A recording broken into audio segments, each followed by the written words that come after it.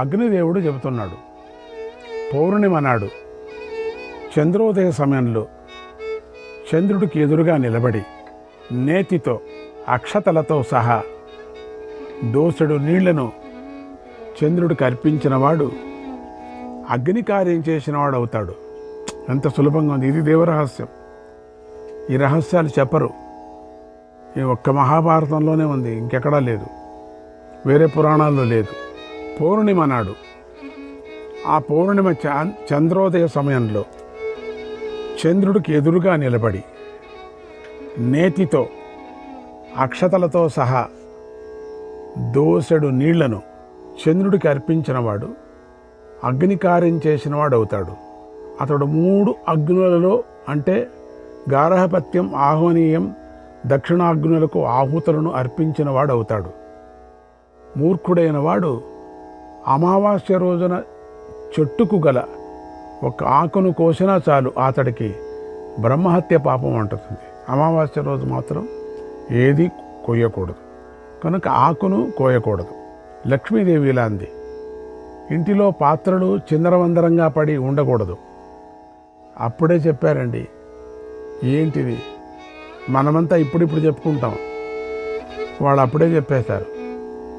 బ్రహ్మాది దేవతలు చెప్పారు, ఇంటిలో పాత్రలు చిందరవందరంగా పడి ఉండకూడదు, గిన్నెలు ఆసనాలు విరిగినవి ఉండకూడదు, స్త్రీలు బాధపడకూడదు. ఒకవేళ కనుక ఇల్లు ఇలా ఉంటే పాప పంకిలం అవుతుంది.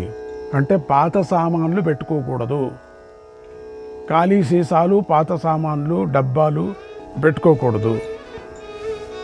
పాపంతో నిండి ఉన్న ఆ ఇంటి నుంచి మంగళకార్యం జరిగే సమయంలోనూ పర్వదినాలలోనూ దేవతలు పితృదేవతలు ఉండరు. ఇవన్నీ ఉంటే అంటే పాత సామాన్లు ఉండకూడదు. నిరాశతో ఇంటి నుండి వెళ్ళిపోతారు, దేవతలు ఎవరు ఉండరు అంది.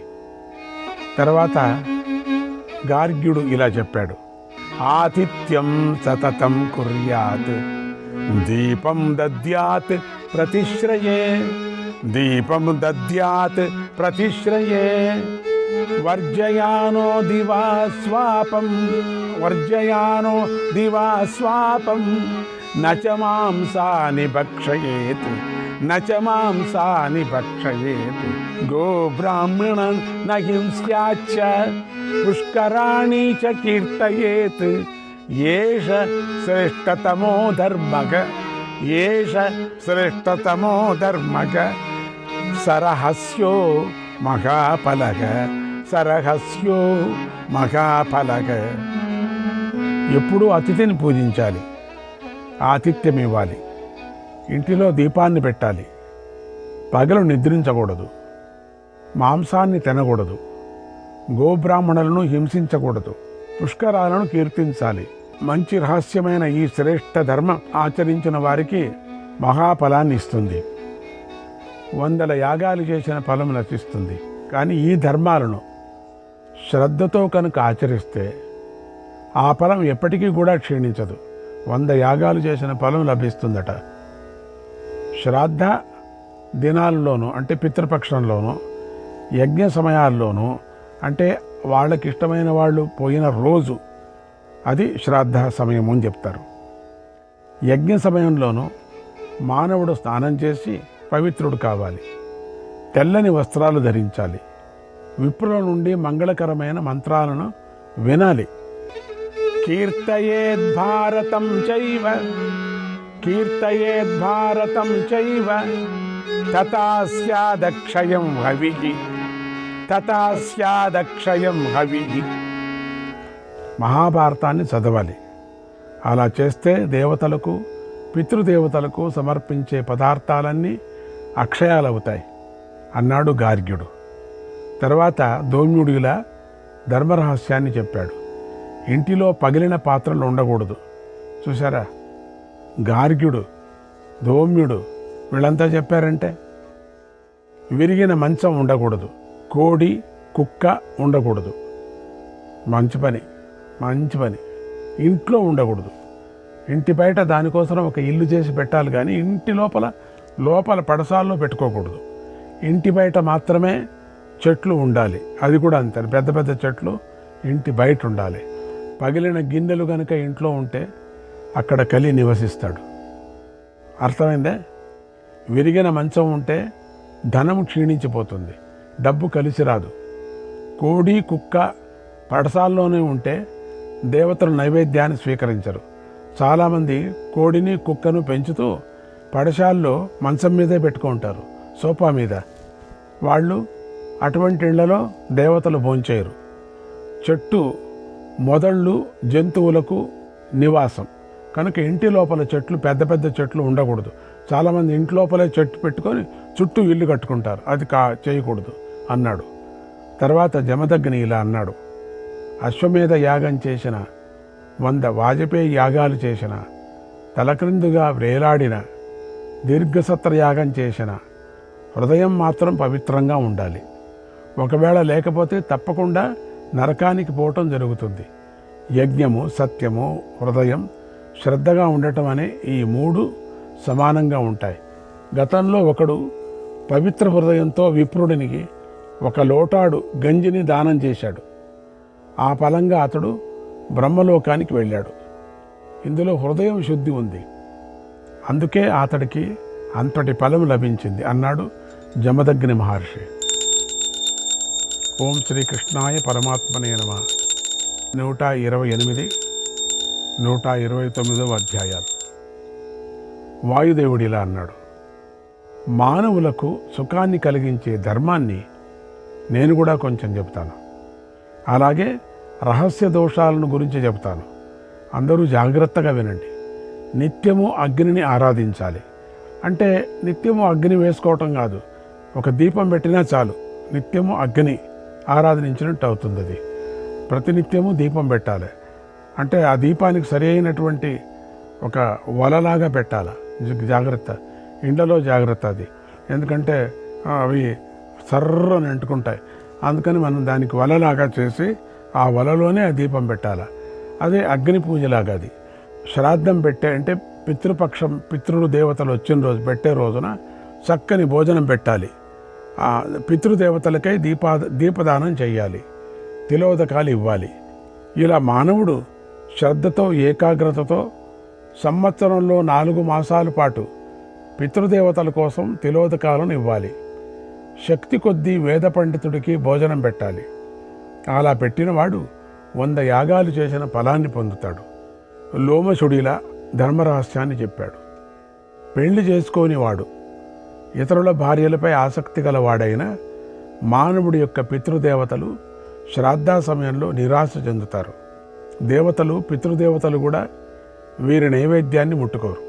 కనుక తన మేలును కోరుకునేవాడు పరస్త్రీల వంక చూడకూడదు, వారి ధ్యాసను విడిచిపెట్టాలి, విప్రుడి సొమ్మును అపహరించకూడదు.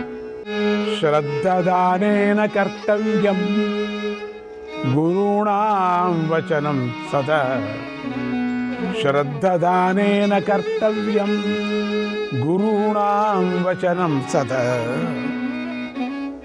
ఎప్పుడు కూడా గురువు మాటను చాలా శ్రద్ధగా పాటించాలి. ప్రతి మాసంలోనూ 12 నాడు, పౌర్ణమి నాడు విప్రులకు నేతి బియ్యాన్ని దానం చేయాలి. నేతి బియ్యాన్ని అలా దానం చేసినందుకు లభించే పుణ్యాన్ని వినండి. దానితో చంద్రుడు, సముద్రుడు వృద్ధి చెందుతారు. ఇంద్రుడు ఆ దాతకు అశ్వమేధ యాగ ఫలంలోని 4వ భాగాన్ని ఇస్తాడు. ఆ దానంతో మానవుడు తేజస్వి అవుతాడు, బలశాలి అవుతాడు. భగవంతుడైన సోముడు ప్రసన్నుడై కోరిన కోరికలను తీరుస్తాడు. అలాగే మరొక ధర్మ రహస్యాన్ని వినండి. ఇది కలియుగంలో మానవులకు సుఖాన్ని కలిగించే ధర్మం. ఉదయమే లేవాలి, స్నానం చేయాలి, తెల్లని వస్త్రాలు ధరించాలి, విప్రులకు తిలపాత్రను దానం చేయాలి, తేనెతో కూడిన తిలోదకాన్ని, దీపాన్ని, కట్టె పొంగలిని పితృదేవతలకు సమర్పించాలి. ఆ ఫలాన్ని గురించి వినండి. ఇంద్రుడు తిలపాత్ర దాన ఫలం గురించి ఇలా చెప్పాడు. గోదానం శాశ్వతమైన భూదానం, భూరి దక్షిణలతో అగ్నిష్టోమ యాగాలు ఫలంతో సమానంగానే తిలపాత్రదాన ఫలం కూడా ఉంటుంది. దీనిని దేవతలు చెప్పారు. శ్రాద్ధంలో తిలోదక దానాన్ని చేయాలి. దానిని పితరులు ఎప్పుడూ అక్షయ దానంగా భావిస్తారు. దీపదానంతో కట్టి పొంగలి పెట్టడంతో పితామహులు ఎంతో సంతోషాన్ని పొందుతారు. నేను చెప్పిన ఈ పురాతన ధర్మాన్ని ఋషులు దర్శించి చెప్పారు, ఆచరించి చెప్పారు. కనుక ఈ ధర్మాన్ని స్వర్గలోకంలో దేవతలు, పితృలోకంలో పితృదేవతలు ఆచరిస్తారు.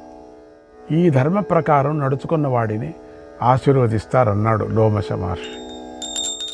శ్రీకృష్ణాయ పరమాత్మనే నమః. 130వ అధ్యాయం. భీష్ముడు ధర్మరాజుకి ఇలా చెప్పాడు. తర్వాత యముడు ఇలా చెప్పాడు. నేను చిత్రగుప్తుడు మాట్లాడుకునే మాటలను కూడా వినండి. ఈ రహస్యం ధర్మంతో కూడి ఉంది. మానవుడు చేసిన పుణ్యమైన పాపమైన కొంచెం కూడా నశించదు. దానిని అనుభవించి తీరవలసిందే కదా. సర్వకాలంలో చేసిన అతి స్వల్పదానం సూర్యుడిని చేరుతుంది. మానవుడు ప్రేతలోకానికి వెళ్ళినప్పుడు సూర్యదేవుడు ఆ వస్తువులను అన్నిటినీ తిరిగి ఇస్తాడు. అక్కడ పుణ్యాత్ముడు వాటిని అనుభవిస్తాడు. చిత్రగుప్తుడి అభిప్రాయంలో ధర్మాన్ని చెబుతున్నాను, గ్రహించండి. ఎప్పుడూ జలదానం చేయాలి, దీపదానం, నీళ్లు ఇవ్వాలి, దీపదానం చేయాలి. చెప్పులను గొడుగును వేసవికాలంలో ఇవ్వాలి. కపిల గోవును దానం, చాలా కష్టం అది. కపిల గోవులను దానం చేయాలి. పుష్కర తీర్థంలో వేద పండితుడికి కపిల గోవును దానం చేయాలి. అగ్నిని ఆరాధించేటప్పుడు అన్ని నియమాలను పాటించాలి. మనకు అది అగ్ని కొంతమందికి లేదులేండి. ఇది అగ్ని ఆరాధన ఎక్కడ జరుగుతుందో అక్కడికి వెళ్ళి మనం దానికి సహాయం చేసి దానికి సేవ చేసుకోవాలి మనం, అంతే. దీంతో పాటుగా చిత్రగుప్తుడు మరొక ధర్మాన్ని కూడా ఎప్పుడూ చెబుతూ ఉంటాడు. విడివిడిగా తాను చెప్పే ఈ ఫలాలను సజ్జనులు అందరూ వినాలి. సకల ప్రాణులు కాలక్రమాన్ని అనుసరించి నశించవలసిన వాళ్ళందరూ ఒకరోజు అందరూ వెళ్ళాలి కదా, ఇందులో సందేహం లేదు. అక్కడ దుర్గమ నరకంలో పడిన మానవులు ఆకలి దప్పులు బాధలకు గురి అవుతారు. అంటే అగ్నిలో కాల్చబడుతూ వండబడతారు అంటే మనకందరికీ కూడా చాలా పాపాలు చేసి ఉంటాం కాబట్టి అక్కడ తప్పించుకునే ఉపాయం ఏదీ ఉండదు. అందుకని అగ్ని పూజ చేయాల. చెడు బుద్ధి గలవారు నరకంలో దుఃఖంతో కూడిన చీకటిలో పడతారు. అక్కడ ఆ కష్టమైన నరకాన్ని దాటగల ధర్మాన్ని చెబుతున్నాను, వినండి. పానీయ గుణాలు, దివ్యాలు, విశేషించి ప్రేతలోకంలో వాటికి విలువ ఎక్కువగా ఉంటుంది. నరకంలో పుణ్యోదక అనే పేరు గల ఒక నది ఉంది. పుణ్యోదక, అది యమలోక వాసుల కోసమే నిర్మించబడింది. ఆ జలం అమృతంలాగా ఉంటుంది, చల్లగా ఉంటుంది, అక్షయమైనది. కనుక పానీయాన్ని దానం చేసిన వాడు ఈ పుణ్యోదకాన్ని త్రాగుతాడు. పానీయాన్ని దానం చేయాల. అందుకని ఏది కార్యక్రమాలలో నీళ్లను దానం చేయాల. నీళ్లను కొనుక్కొని వచ్చి పెద్దగా నీళ్లు జలదానం చేస్తూ ఉంటారు. అందుకని ఆ నీళ్ల దానం చేయాల. ఇక దీపదానం వల్ల కలిగేటువంటి ఫలాలను వినండి. దీపదాత నరకంలో చీకటిని చూడడు, ఇది నిజం. చంద్రుడు, సూర్యుడు, అగ్ని కూడా దీపదాతకు కాంతినిస్తారు. అక్కడికి మనం దీపదానం చేస్తే ఆ చీకటి ప్రదేశంలో మనకు మాత్రం వెలుతురు వచ్చేటట్టుగా చేస్తాడు. అందరికీ వెలుతురు వచ్చేస్తే పక్కవాడికి వచ్చేస్తుంది కదా. మనం దీపదానం చేశాం కాబట్టి మనకు మాత్రమే కనపడుతూ ఉంటుంది. అట్లనే ఆ నది కూడా జలదానం చేసిన వాడికి మాత్రమే ఆ నది కనపడుతుంది, అక్కడ స్నానం చేయొచ్చు. మిగతా వాళ్ళకి కనపడదు, పక్కలో ఉండేవాడు. కాంతిని కూడా ఇస్తారు. దేవతలు కూడా దీపదాతను ఆదరిస్తారు. అతడి కోసం దిక్కులు నిర్మలంగా ఉంటాయి, కాంతిని ప్రసరిస్తాయి.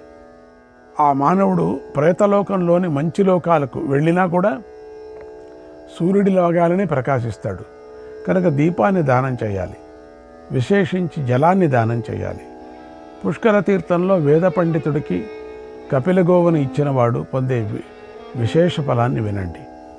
ఎద్దులతో పాటు 100 ఆవులను ఇచ్చిన శాశ్వత ఫలం అతడికి లభిస్తుంది. అంటే అప్పుడు కాలంలో చేసేవారు, ఇప్పుడు కష్టం. ఒక్క కపిల గోవును దానం చేస్తే బ్రహ్మహత్య వంటి పాపం తొలగిపోతుంది. కపిల గోదానం 100 ఆవులను దానం చేయటంలో సమానము. కనుక జ్యేష్ఠ పుష్కరంలో పున్నమి నాడు కపిల గోవును దానం చేయాలి. యోగ్యుడైన వాడికి చెప్పులను దానం చేయాలి. ఆ దాతకు ఇక కీడు కలగదు, దుఃఖం ఉండదు, అతడు కష్టాల బారిన పడడు. గొడుగును దానమిచ్చిన వాడు పరలోకంలో సుఖాన్ని, నీడను పొందుతాడు. ఛత్రదానే సుఖాం ఛాయాం, ఛత్రదానే సుఖాం ఛాయాం, లభతే పరలోకగః, లభతే పరలోకగః. ఈ లోకంలో చేసిన దానం ఎప్పుడు కూడా నశించదు అన్నాడు యముడు. ఈ చిత్రగుప్తుడి అభిప్రాయాన్ని విని సూర్యుడికి ఒళ్ళు పులకరించింది. ఆయన సమస్త దేవతలకు, పితృదేవతలను ఇలా అన్నాడు అందరితోనూ, ఓ దేవతలారా, మహాత్ముడైన చిత్రగుప్తుడి అభిప్రాయాన్ని ఇప్పుడు మీరు విన్నారు కదా. అది ధర్మరహస్యం. మానవులు కనుక శ్రద్ధతో యోగ్యులైన ద్విజులకు ఈ దానమిస్తే భయమే కలుగదు. ఈ లోకంలో 5 ధర్మదోషాలు ఉన్నాయి. వాటిని ప్రాయశ్చిత్తం లేదు. వాటికి ఆ తప్పులు చేసిన అధములు, ఆచారం లేని వారు, దుష్టులు కనుక వారితో మాట్లాడకూడదు. వారిని విడిచిపెట్టాలి. ఆ దోషులను వినండి. బ్రహ్మహత్య చేసినవాడు, గోహత్య చేసినవాడు, శ్రద్ధ లేనివాడు, శ్రీ మీద ఆధారపడి బ్రతికేవాడు మహాదోషులు. ఈ పాపకర్మలు ప్రేతలోకానికి వెళ్ళి అక్కడ నరకలోకంలోని అగ్నిలో పడతారు. చేపలలాగా వండబడతారు. వారికి చీము, నెత్తురే ఆహారంగా లభిస్తుంది. ఈ 5 తప్పులు చేసిన వారిలో పితృదేవతలు, దేవతలు, తపస్సులు ఒక్క మాట కూడా మాట్లాడరు అన్నాడు. సూర్యుడు ఇట్లా చెప్పాడు భీష్ముడు. శ్రీకృష్ణాయ పరమాత్మనే నమః. 131వ అధ్యాయం.